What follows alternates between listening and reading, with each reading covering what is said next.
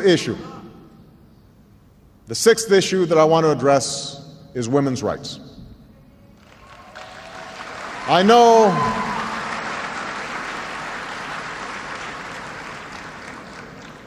and you can tell from this audience that there is a healthy debate about this issue.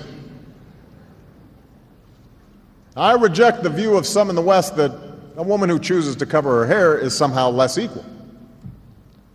But I do believe that a woman who is denied an education is denied equality.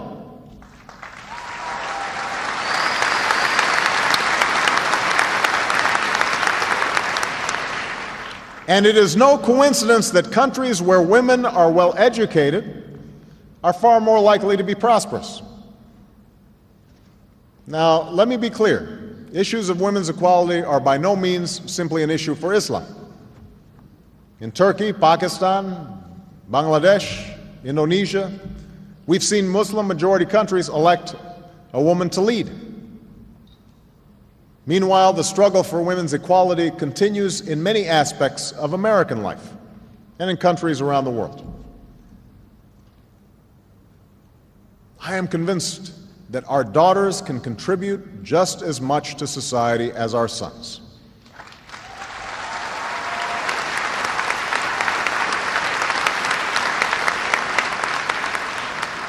Our common prosperity will be advanced by allowing all humanity, men and women, to reach their full potential. I do not believe that women must make the same choices as men in order to be equal. And I respect those women who choose to live their lives in traditional roles. But it should be their choice.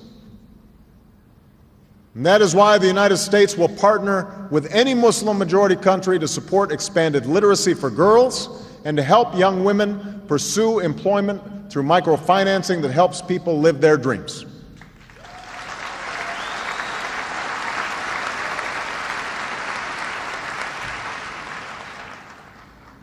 Finally, I want to discuss economic development and opportunity. I know that for many, the face of globalization is contradictory. The internet and television can bring knowledge and information, but also offensive sexuality and mindless violence into the home.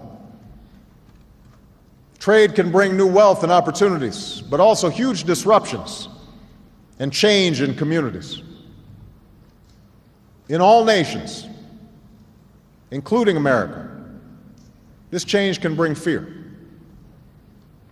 Fear that because of modernity, we lose control over our economic choices, our politics, and most importantly, our identities, those things we most cherish about our communities, our families, our traditions, and our faith. But I also know that human progress cannot be denied. There need not be contradictions between development and tradition.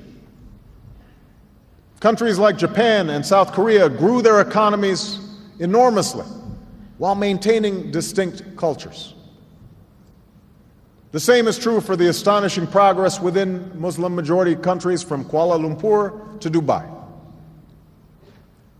In ancient times and in our times, Muslim communities have been at the forefront of innovation and education.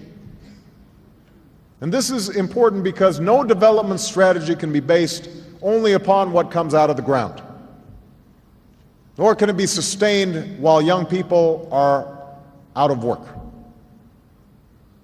Many Gulf states have enjoyed great wealth as a consequence of oil, and some are beginning to focus it on broader development.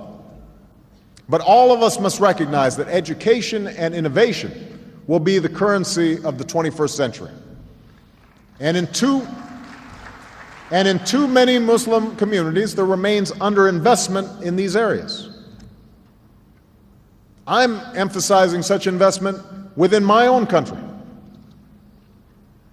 And while America in the past has focused on oil and gas when it comes to this part of the world, we now seek a broader engagement. On education, we will expand exchange programs and increase scholarships, like the one that brought my father to America.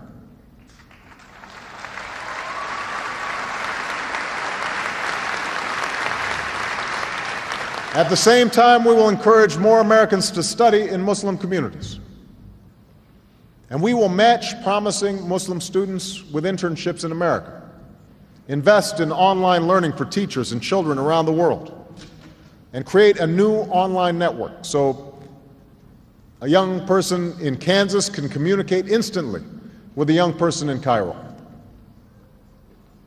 On economic development, we will create a new corps of business volunteers to partner with counterparts in Muslim-majority countries.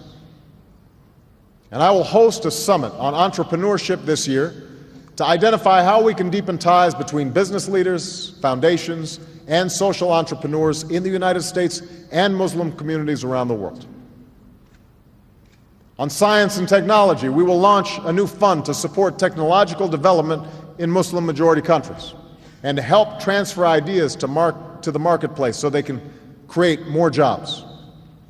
We'll open centers of scientific excellence in Africa, the Middle East, and Southeast Asia, and appoint new science envoys to collaborate on programs that develop new sources of energy, create green jobs, digitize records, clean water, grow new crops. Today, I'm announcing a new global effort with the Organization of the Islamic Conference to eradicate polio.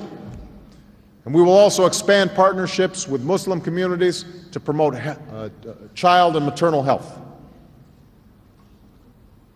All these things must be done in partnership. Americans are ready to join with citizens and governments, community organizations, religious leaders, and businesses in Muslim communities around the world to help our people pursue a better life. And the issues that I have described will not be easy to address. But we have a responsibility to join together on behalf of the world that we seek. A world where extremists no longer threaten our people and American troops have come home. A world where Israelis and Palestinians are each secure in a state of their own, and nuclear energy is used for peaceful purposes. A world where governments serve their citizens and the rights of all God's children are respected. Those are mutual interests. That is the world we seek. But we can only achieve it together. I know there are many, Muslim and non-Muslim, who question whether we can forge this new beginning.